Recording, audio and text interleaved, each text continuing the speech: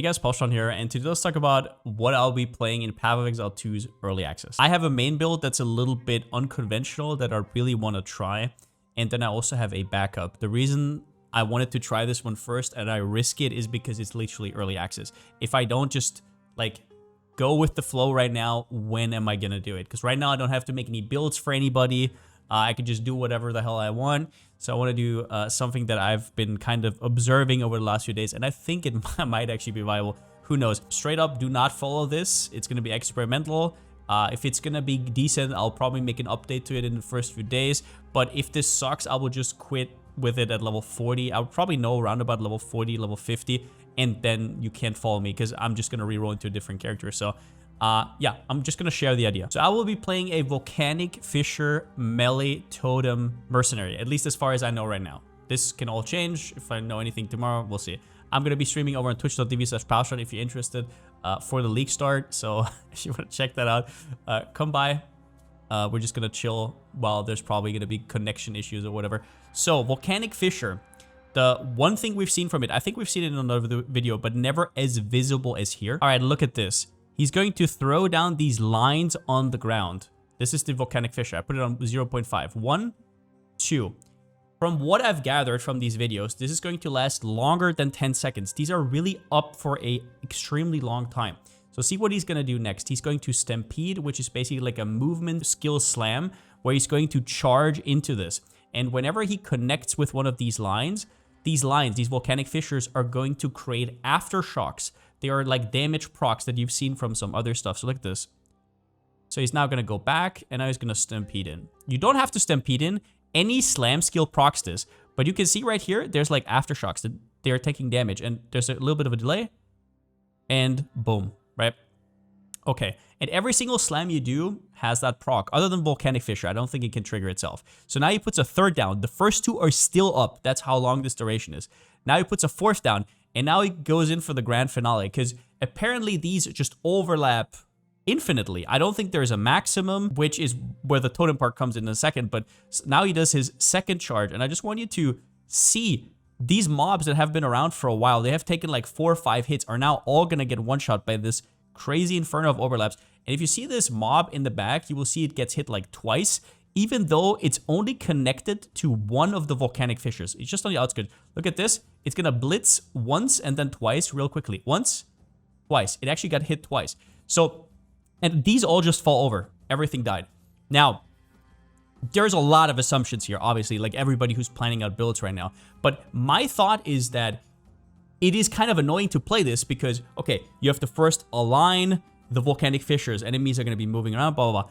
But what if you put Volcanic Fissures on totems and it's just going to spam over and over and over? Meanwhile, you're basically the procer. You're just free to do whatever and just spam as many slams as you want and get as many aftershocks as you want. Okay, so then what ascendancy do you go for? Titan seemed kind of okay. But what I ended up with is actually a little bit of an unconventional one, and that is Mercenary, for 2 reasons in particular. If I think about how this is going to play out, right? You're just spamming these Volcanic Fissures on top of enemies. If there's a boss that just stays kind of in the same area, it's going to get shotgunned like crazy. So against bosses, I think it will be quite good if it works out. But against clear, it might fall a little bit behind. The way I envisioned it is you place the totems in front of you, they hit a few times, and you charge in front. Meanwhile, they have already set it up, and it's going to explode. That's at least how I think it is. So it's going to be decent at clear, like a lot of other skills, but I really want better clear. So that would be where, for example, Culling Strike or Judge, Jury, and Executioner come in. They're very good at clear, kind of mediocre at boss killing, but yeah.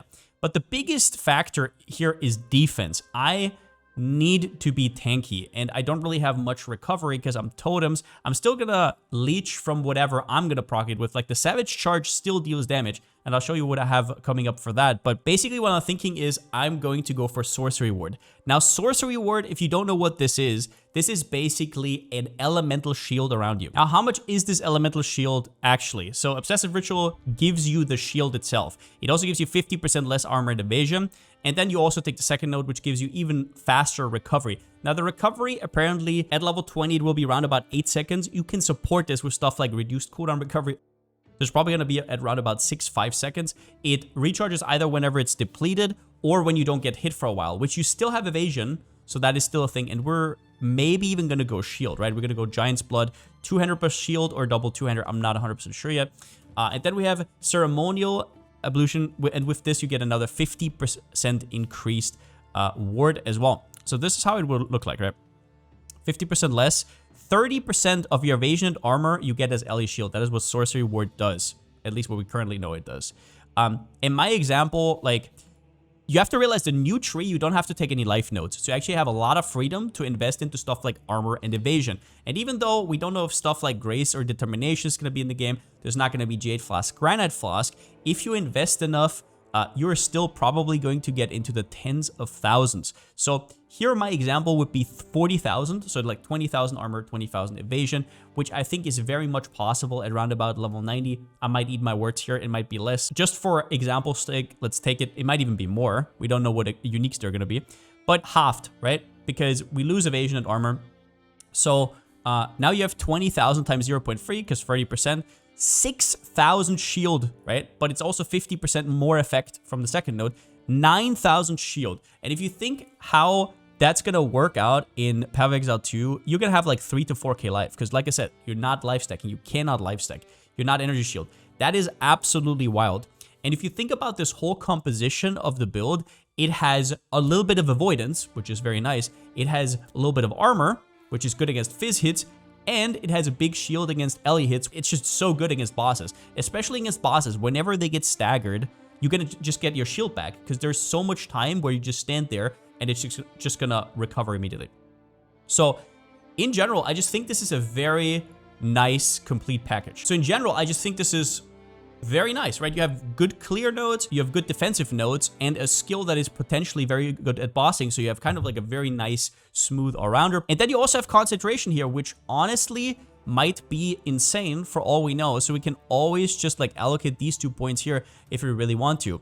Or maybe it's good against the Pinnacle encounter and I can respec it just to be able to do Pinnacle encounter. There's 2 more nodes I want to talk about. Problem is you can't use Zealous Inquisition because it shouldn't count for your totems. At least it doesn't in PoE 1. That's a bummer. I would obviously take it otherwise.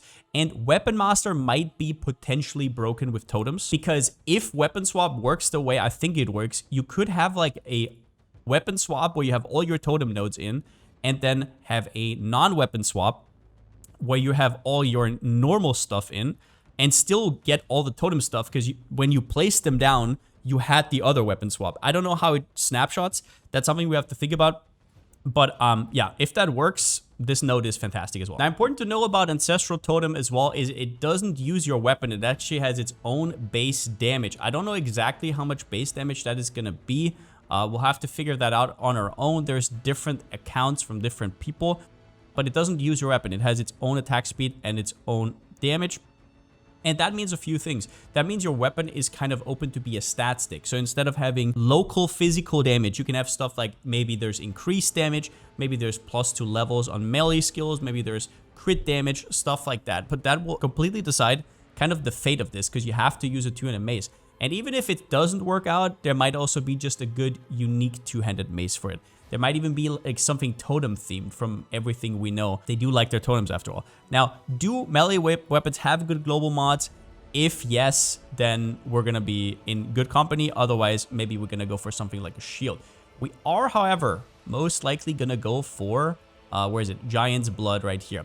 Now, one thing that stat sticks open you up for is going double two-hander. Double two-hander doesn't make much sense on a lot of setups because dual wielding doesn't give you much unless the skill inherently says so. So why would you do that? Why wouldn't you just go 200 plus a shield? But on this, you could have like 2 crit damage rolls, right? 2% increased damage rolls, 2 plus 5 to levels or whatever it's going to be. We're going to have to see if that pans out. That's great. I don't know how we're going to manage the attributes, but hopefully that's gonna be possible. But either way, maybe these totems just have a tiny amount of damage and it has no way to compete with weapons, and then the whole build falls flat, right? So that's why I'm saying don't try to spill at home, right? As for supports, what am I kind of planning? Well, I'm probably gonna go added fire damage, weapon elemental damage, Ellie focus. I don't really know if I'm gonna need ignites. We'll have to see. And then faster attacks, which is gonna make it way nicer. Way more of these fissures are just gonna overlap. Unless there's a maximum, we find out there is like a hard cap, maybe a 10 or something.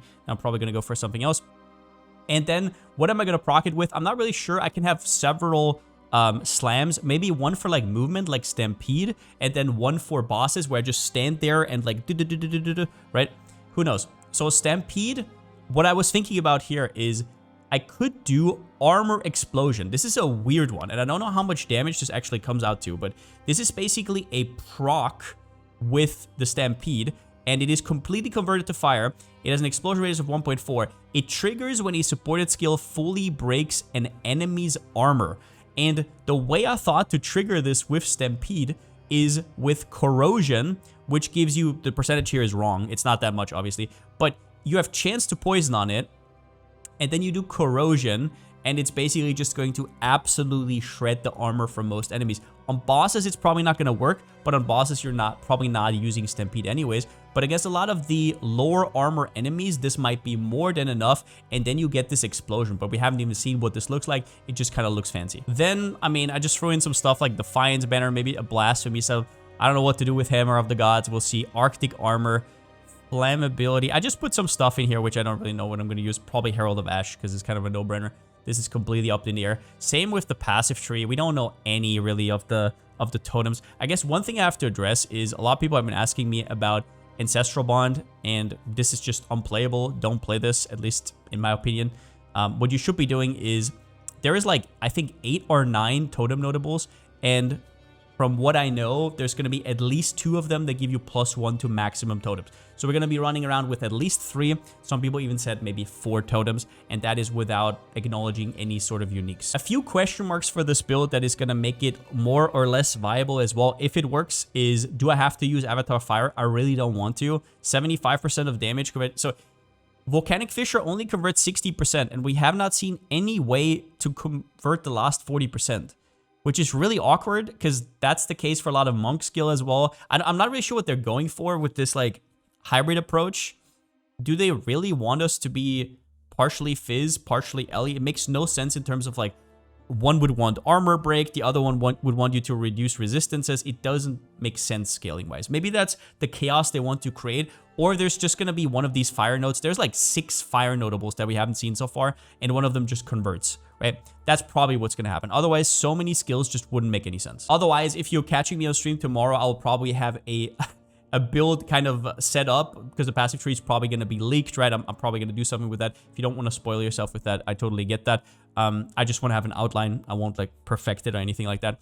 But I'll just be picking up evasion armor for our shield. I'll be picking up damage nodes, attack speed, so we can proc more of those volcanic fissures.